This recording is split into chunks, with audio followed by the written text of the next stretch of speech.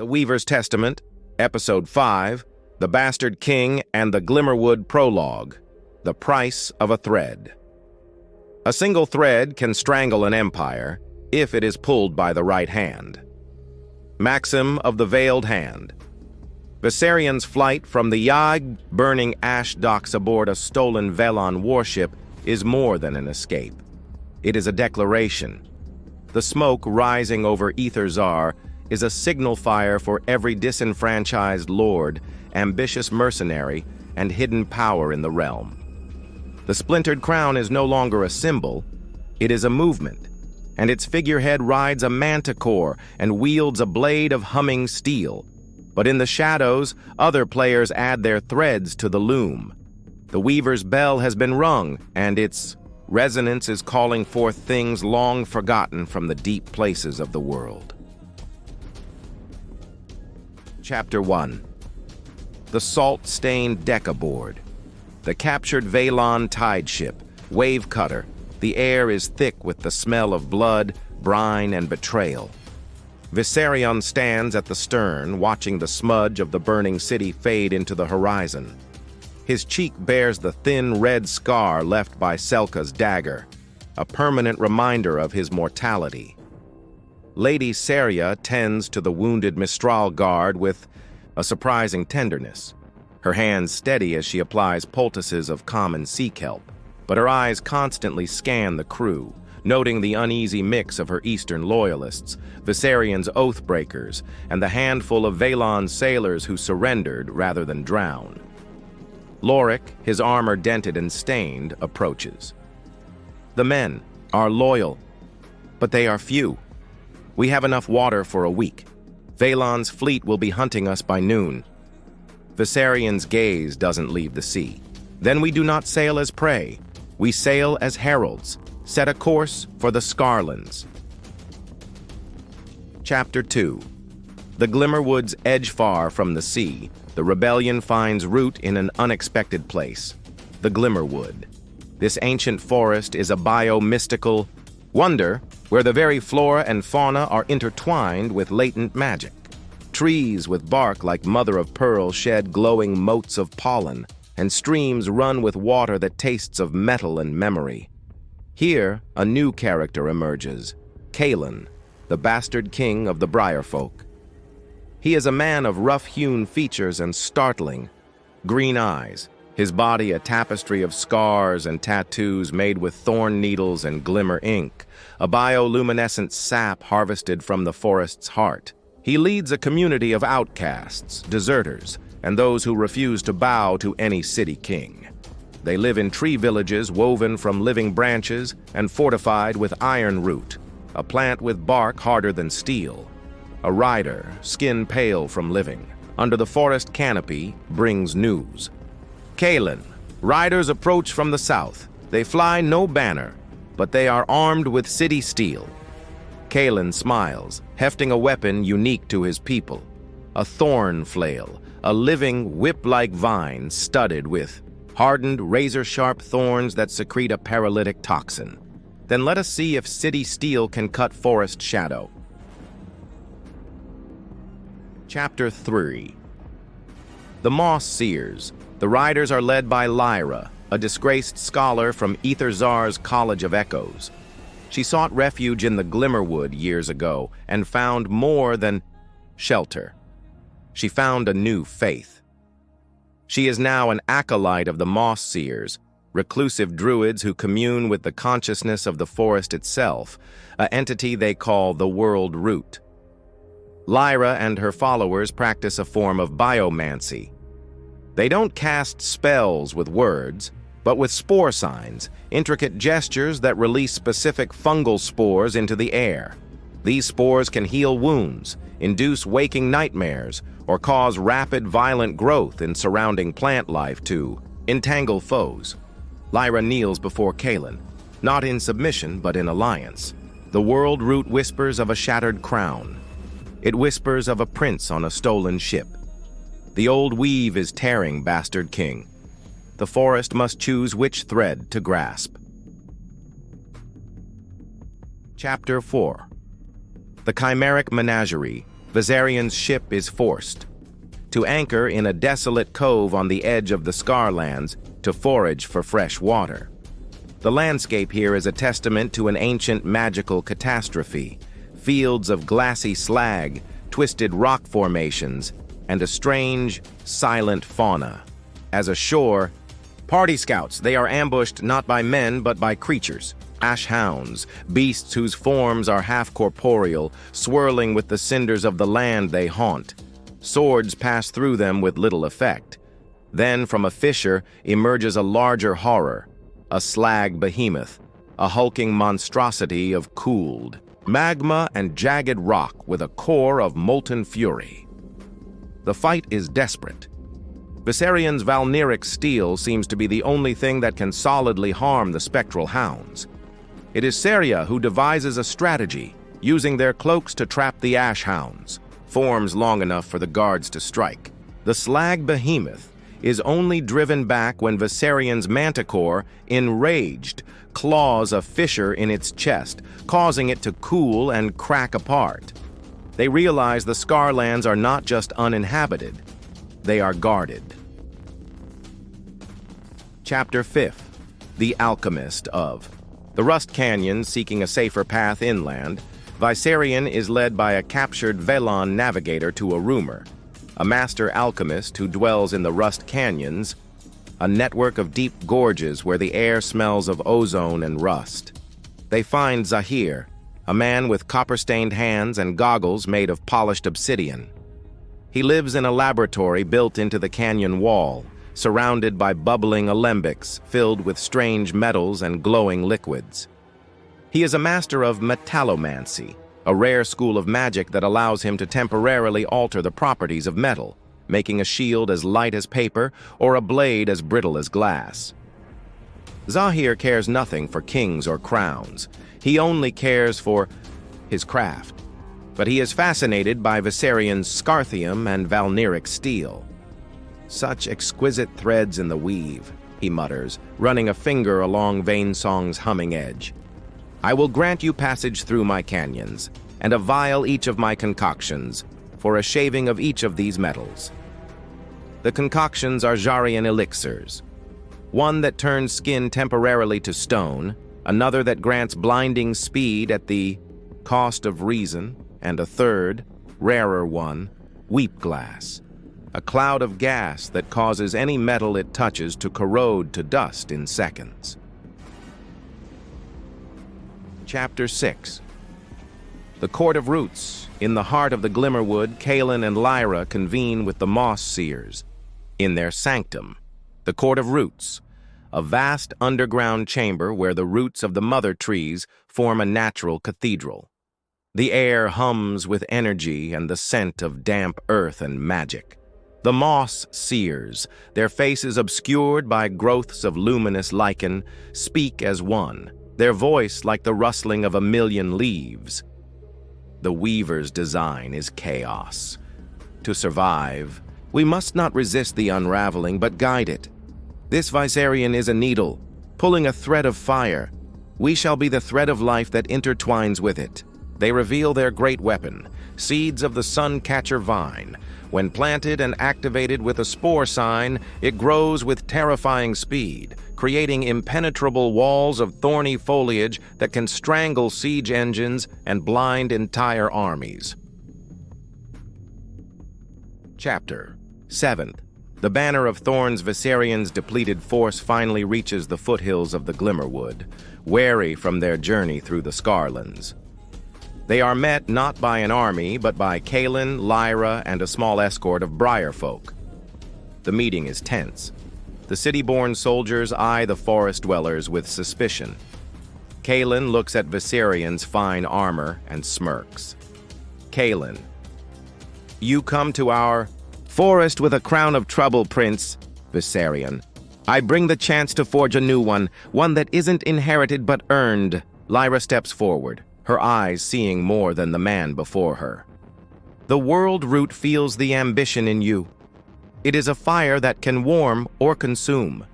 We will add our strength to yours, not for you, but for the new pattern your war may weave. Aye. Pact is sealed, not with blood, but with an exchange. Viserion offers a share of the rare metals from his weapons. In return, Kaelen's warriors bring forth sacks of glimmer moss, which can illuminate a campsite without fire, and baskets of heartberry, a fruit that, when crushed into a poultice, can knit flesh back together in hours. A new banner is raised. Beside the serpent of the east and the manticore, a crown of thorns woven from living briar. Chapter 8. The first weave, the alliance is immediately tested. A scout, a young woman who can blend with the bark of trees, returns breathless. A Veltharn legion approaches. They are led by the Ash Guard. They burn the outer woods. Evangeline. Veltharn has sent her best to crush the nascent rebellion before it can fully form. The ensuing battle is unlike any Viserion has fought. Kaelen's Brierfolk strike from the trees with their thorn flails, disabling frontline soldiers.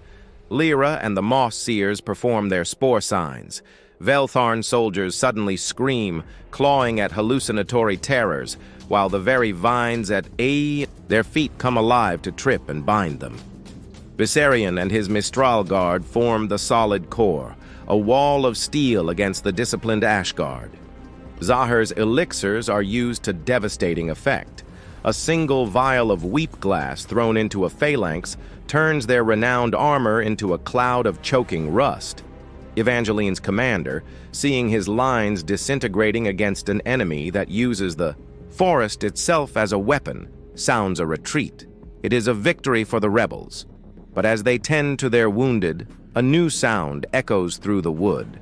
Not a war horn, but a deep, resonant hum. From the direction of the Scarrlands, a cloud of shimmering insectoid creatures with wings of crystalline lattice flies over the treetops, drawn by the spike of magical energy from the battle. They are rift drakes, predators attuned to the use of powerful magic. The cost of their new power is revealed. It attracts the strange and hungry things of the broken world. Chapter 9. The Weaver's Lumen. Her domain of shifting threads and impossible geometry, the Weaver observes. Her fingers move not over a tapestry, but through a three-dimensional matrix of light and shadow, each thread a life, a choice, a kingdom. A new thread, vibrant green and thorny, Kaelen, intertwines with the fierce blue thread of Viserion. A thread of soft brown light, Lyra, spins around them both. A metallic, coppery thread, Zahir, brushes against the weave, altering the threads it touches. The weaver does not smile or frown. She plucks a single dissonant note from the air, a note that resonates with the crystalline rift drakes, stirring them into a greater frenzy. Her whisper fills her silent hall. The pattern grows complex. The cloth must be strong to bear such weight. Let the fraying continue. Let the weak threads snap. She turns her attention to the thread of Eryndor Vehlon, deep beneath the sea, and begins to gently, insistently pull. Chapter Regs. The Root Heart. Artifact in the aftermath of the battle while surveying the carnage, Kaelen's thorn flail snags on a hidden root and pulls free a section of earth, revealing a buried archway of petrified wood. It is an entrance to a root vault, a sacred hiding place of the ancient Brierfolk, lost for generations. Within, lit by a soft internal bioluminescence, they find not gold, but the artifact that is the true heart of the Glimmerwood's power. The Root Heart. It is a large, pulsating geode cracked open to reveal a crystalline core that throbs like a sleeping beast. Touching it, Kaelen feels the entire forest's awareness flood his mind. The pain of the burned trees, the paths of every creature, the thirst of the soil. Lyra falls to her knees. The World Root's nexus. Legend said it was hidden. It does not control the forest, but it harmonizes with it. He who guards the Root Heart can, with great focus, ask the forest for aid. This discovery changes everything. Kaelen is no longer just a bastard king of outcasts. He is the warden of the Glimmerwood's heart. The artifact becomes the source of his legitimacy and his greatest strategic asset. Chapter 11, The Founding. Of Thornhold, with the root heart secured, Kaelen makes his ambition clear to Viserion and Saria. Your war is for a throne in a city of stone. My war is for this. He gestures to the living wood around them. The Veltharns will return with more fire. We will not just hide in the trees, we will build a fortress they cannot burn.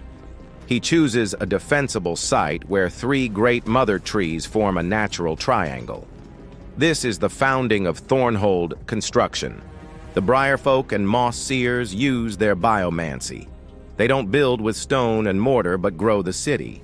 They weave iron root into towering living walls that constantly regenerate. Walkways are grown between branches. Towers are formed from guided hardened vines that offer panoramic views of the forest canopy. Cast and rolls. A clear structure emerges based on function, not birth. The Thorn Guard, the military caste. Warriors who wield thorn flails and wear armor of laminated ironwood and cured scale leaf from a giant reptilian forest dweller. Their armor is stained deep green and brown for camouflage, marked with their personal sigil in glowing glimmer ink. Root weavers, the builder and farmer caste. Biomancers and skilled artisans who tend to the city's structure, cultivate heartberry patches, and harvest glimmer moss. The moss seers, the voice, the spiritual and advisory caste.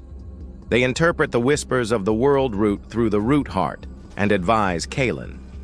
The new sap, refugees, those who flee to Thornhold for sanctuary.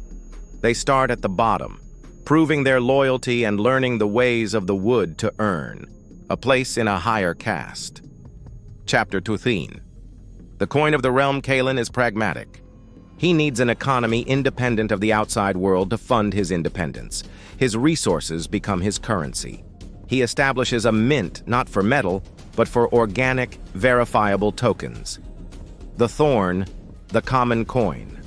A hardened, sharp thorn from the mother trees, dipped in a unique, non-transferable glimmer ink pattern that prevents counterfeiting. Used for daily trade within Thornhold.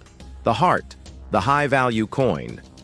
A single, perfectly preserved heartberry sealed in a resin derived from the mother trees. Its potent healing properties give it inherent value, used for paying foreign mercenaries or trading for outside goods like metals that the forest lacks.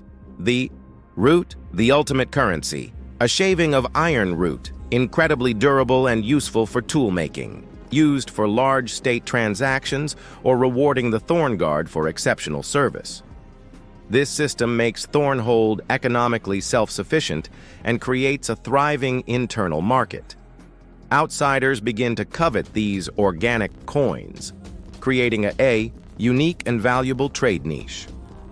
Chapter 3.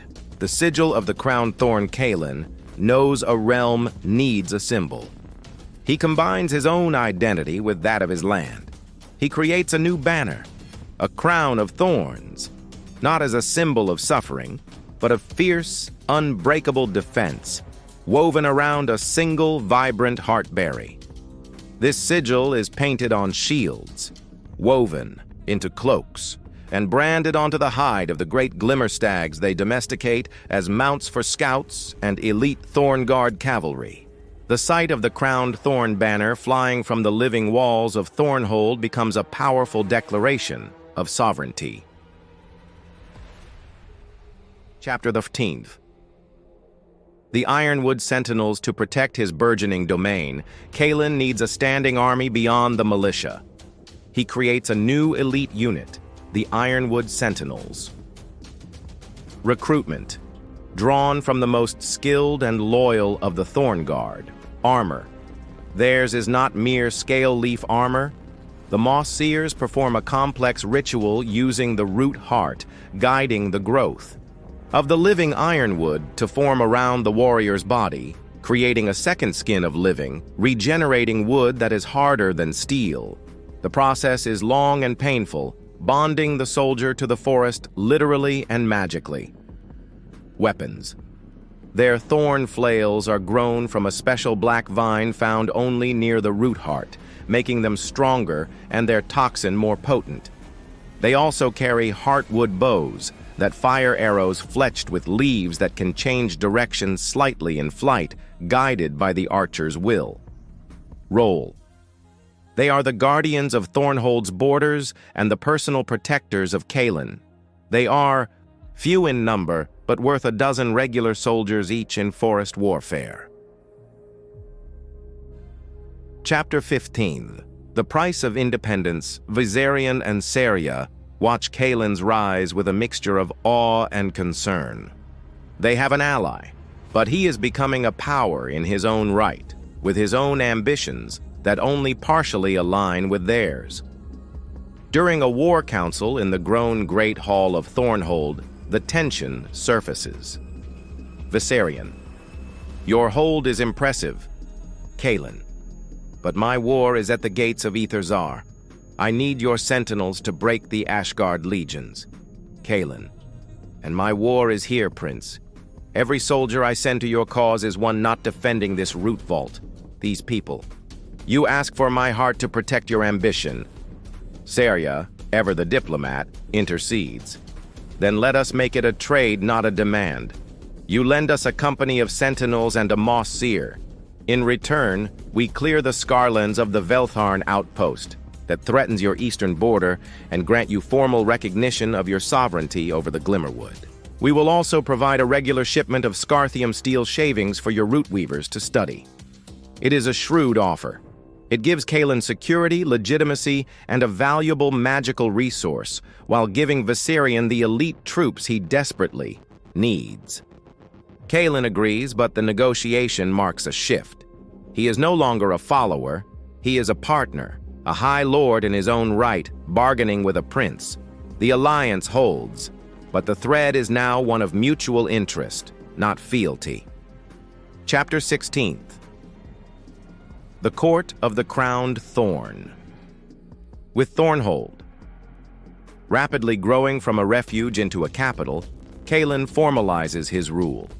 He establishes his court, not with the stuffy titles of the old kingdoms, but with roles that reflect the needs and spirit of the Glimmerwood, the Root Warden, Kaelen, the Sovereign.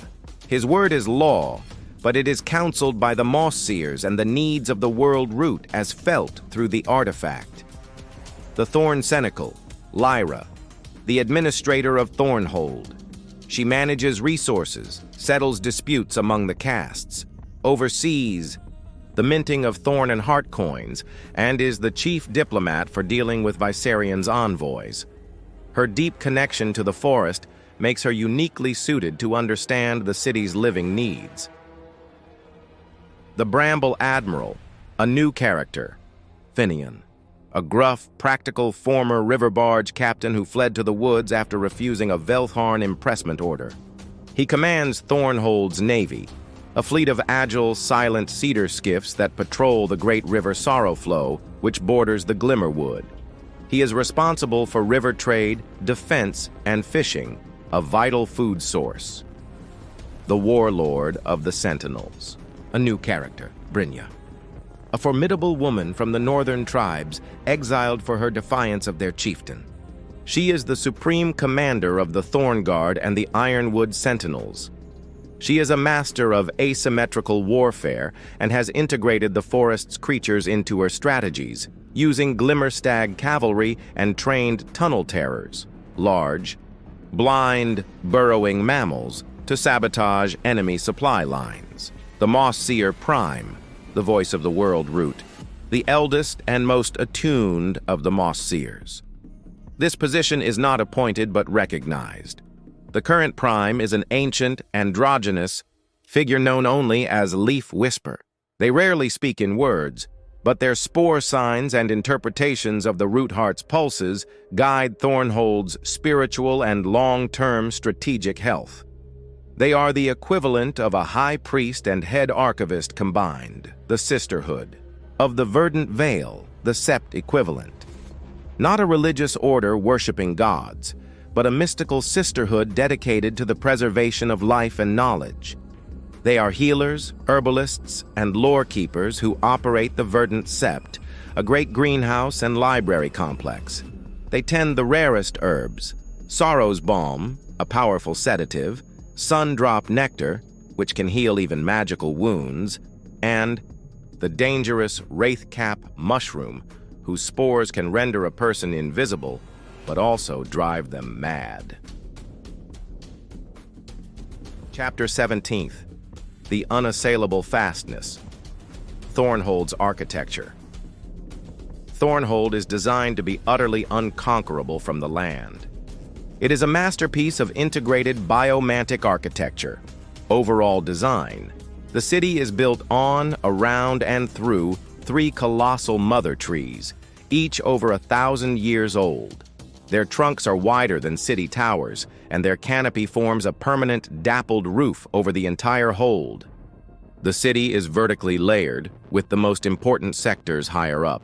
Key sectors: the Verdant Keep, the Citadel, grown within the central hollow of the largest mother tree.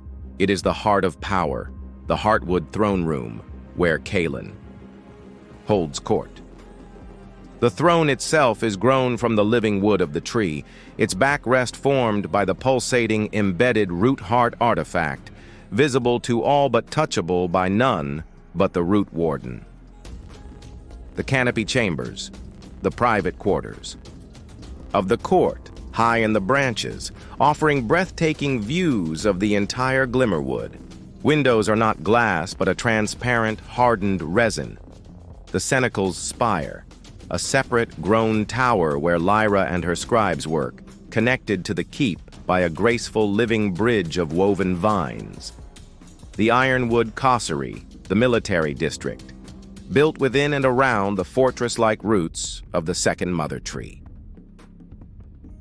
The Thorn Garden, a training ground where the earth is soft moss and the training dummies are animated, regenerating bundles of thorns that fight back. The Armory, vaults where weapons are not stored on racks but are kept sleeping in nutrient-rich sap baths to keep them vital and sharp. The Glimmerstall Stables, where the great stags are housed and cared for. The air hums with their soft, low calls. The Root Vaults, the lower hold. The economic and agricultural engine deep in the root cellars and underground caverns. The Coin Grove, where the Thorn and Heart coins are grown and harvested under careful guard. The fungal farms and heartberry patches, vast glowing caves where the Sisterhood of the Verdant Veil cultivates the city's food and medicines in carefully controlled biomes. The Forge, not a traditional fiery pit, but a bioforge. Here, root weavers use spore signs and the heat of concentrated sunlight, channeled through crystalline lenses grown in the canopy, to shape ironwood and meld living materials with pieces of metal traded from the outside world. The Great Bow, the Commons, the main thoroughfare and social hub. It is not a street, but a massive, broad branch wider than a city square, lined with market stalls, taverns grown inside giant gourds, and common halls. The air is always filled with the scent of cooking food, fermenting fruit wine, and the low murmur of 1,000 conversations. Defensive features: the Whispering Walls. The outer wall is not a passive structure. The Iron Root is alive. The Moss Seers can ask it to grow new barriers, seal breaches, or even grasp and crush siege engines with powerful root-like tendrils. The Canopy Shield. In times of attack, certain mosses on the Great Canopy can be activated to release a thick mist-like pollen that obscures the entire city from aerial view and causes confusion and respiratory distress in invaders. The Sorrowflow River Gate. The only easy entrance is the River Gate, but it is guarded by a living portcullis, a gigantic dormant carnivorous plant. When threatened, it can be awakened to snap shut, its teeth being hardened thorns the size of spears. Chapter 16. A kingdom forged, not inherited. As the sun sets, Casting long green-gold light through the canopy of Thornhold, Kaelen stands on his balcony, looking out over his domain. The sounds of the bustling great bow, the distant drills from the kosari, and the deep, silent hum of the root heart are a symphony of his own making. He holds a newly minted heart coin, feeling its potential. He is no longer a bastard hiding in the woods. He is the root warden of the Glimmerwood, his authority etched in living wood and glowing ink. His alliance with Viserion is a thread of convenience, a means to an end. His true ambition is now clear: to make Thornhold and the Glimmerwood a power so resilient and unique that the eventual winner of the war for the throne, be it Viserion, Evangeline, or another, will have no choice but to treat with him as an equal sovereign nation. The Splintered Crown has many claimants, and in the deep green heart of the forest, a new one has firmly taken root, independent, wealthy, and utterly unassailable. The Weaver's Tapestry now has a vibrant, wild, and entirely new color. Chapter 99. The neighbors gaze Thornhold's rapid ascent does not go unnoticed. The surrounding powers, great and small, are forced to recalculate their strategies in light of this new unorthodox kingdom. The Vehlon fleet, Admiralty of House Vehlon, humiliated by the loss of the Wave Cutter and wary of this forest power aligning with Viserion, changes tactics. They cease outright attacks and instead impose a river blockade on the Sorrowflow. Their sleek tide ships now patrol the mouth of the river, halting all trade and taxing any vessel attempting to reach Thornhold with essential metals and goods Kaelen cannot produce. Bramble Admiral Finian's cedar skiffs play a constant game of cat and mouse, skirmishing with Vehlon scouts, but unable to break the naval stranglehold. This economic pressure is a silent, grinding war. The Eryndor intrigue. From the Ruby Court, Thress Eryndor sees not a threat, but an opportunity. She dispatches not soldiers, but a diplomatic envoy led by a smooth-tongued emissary.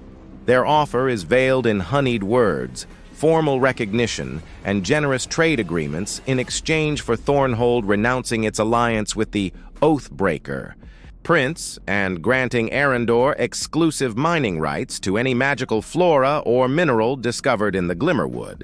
It is an attempt to buy what she cannot take by force and isolate Viserion in one stroke. The Veltharn Fury. Evangeline Veltharn's response is predictably brutal. Having failed to burn the forest, she now seeks to starve and isolate it. She offers generous bounties to any hunter or trapper who can drastically thin the Glimmerwood's game, aiming to deprive Thornhold of food. More sinisterly, her Ashguard. Captains are ordered to capture and interrogate moss seers found outside the deep wood, desperate to learn the secrets of biomancy and the location of the rumored forest heart. The local vassals, the minor lords and landed knights whose territories border the Glimmerwood, are thrown into chaos. Some, like the impoverished House Bray, whose lands are mostly swamp and scrub, see a powerful new ally. They send envoys offering fealty and access to their peat deposits in exchange for Thornhold's protection against Veltharn tax collectors. Others, like Lord Valerius, a proud and traditionalist landowner, views the tree worshippers and their bastard king as abominations. He begins fortifying his own hold fast, fearing both Kaelen's expansion and Veltharn's retribution, creating a volatile buffer zone. Chapter Dunked. A council of thorns and steel. The pressures culminate in a tense war council within the Heartwood throne room. The different threads of Kaelen's new kingdom pull taut against each other. Viserion and Saria are present, having returned from a successful raid on the Veltharn outpost. Their mood is victorious but impatient. Viserion. The Vehlon blockade chokes you. My fleet, what's left of it, is scattered. Together we could break it. Lend me your sentinels and the warlord's strategies for one decisive naval engagement. Clear the river and your trade flows again, Saria, and the Eryndor offer is a poisoned fruit. Their recognition is worthless if it costs you your most powerful ally. She shoots a pointed look at Kaelen. Lyra, the Thorn Senecal, argues for caution, her fingers nervously tracing the grain of the wooden table. Our food stores are adequate, but the Veltharn hunters threaten the winter game. The people are secure, but anxious. We cannot afford a major battle we might lose. Perhaps we should entertain the Eryndor talks, if only to buy time. Warlord Brynja scoffs, her ironwood armor creaking. Time? Veltharn does not give time. They take it. Let them send their hunters. My sentinels will hunt them. We know the forest. They do not. Their bounties will buy them only graves. Bramble Admiral Finian slams his tankard down. The river is my domain. I don't need city sailors and their humming swords, he says, nodding dismissively at Viserion. Give me 3 more skiffs and a moss seer to conjure a river fog, and I'll slip the blockade and bring in the supplies we need myself. All eyes turn to Kaelen on his root-heart throne. The pulsating light of the artifact plays across his face, his green eyes deep with thought. He feels the weight of every option, the whispers of the world root, a constant murmur at the edge of his consciousness, suggesting patience, growth, and fierce defense, but not outright conquest. He stands, and the room falls silent. Kaelen, we will do all of it, and none of it. We are not a city kingdom to be managed. We are a forest, and a forest responds in many ways at once, he points to Brynja. Warlord, you have your wish. Unleash the sentinels. The Veltharn hunters become the hunted. Make the borders of this wood a legend of terror for our enemies. He turns to Finian. Admiral, you will have your skiffs and your seer. Run the blockade. Bring us the iron and salt we need. His gaze falls on Lyra. Senecal, you will meet with the Eryndor envoy. Hear their pretty words. Drag out the talks. Learn what you can. Promise nothing. Finally, he looks at Viserion and Serya, his expression firm. My alliance with you is not broken, but my soldiers are not yours to spend. Your war is still at the gates of Aetherzar. Ours is here. We will hold this land, become the unbreakable fortress at your back, the sanctuary for your wounded, the source of your medicine. That is worth more than a company of sentinels thrown against the Vehlon fleet. It is a masterstroke of multifaceted rulership. He gives each of his vassals a task that plays to their strengths and his overall strategy. Defend the territory, sustain the economy, deceive the enemy, and maintain a powerful but independent alliance. As the council disperses to enact his will, Kaelen remains, placing his hand upon the root heart. The weaver's words echo in his mind. All of them. He understands now. It wasn't a call for indiscriminate destruction, but a statement of fact. To survive, to truly be independent, he would have to outmaneuver them all, vassals, neighbors, allies, and enemies alike. He had built his fortress from the land. Now he would have to be just as cunning and resilient to protect it. The episode ends with Thornhold not as a passive refuge, but as an active, multifaceted player in the war, its roots digging deep and its thorns poised against all comers. The game has become infinitely more complex.